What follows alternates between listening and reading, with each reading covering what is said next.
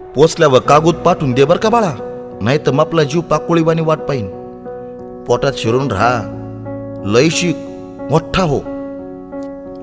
आईचे शब्द कानात घुमत होते. मी जेजुरीला पोहोचलो. तिसऱ्या दिवशी आईला पोस्टकार्ड पाठवलं. आईच्या चरणी बबूचा साष्टांग दंडवत. मी इकडे व्यवस्थित पोचलो, पण मला अजून बी अजिबात करमत नाहीये.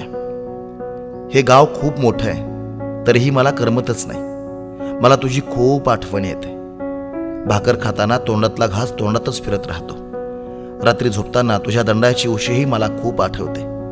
इथं माझ्या अंगावर कोंबड्याचं डालं टाकून मला कुणीतरी त्याच्या खाली डालून टाकल्यावानी वाटतंय.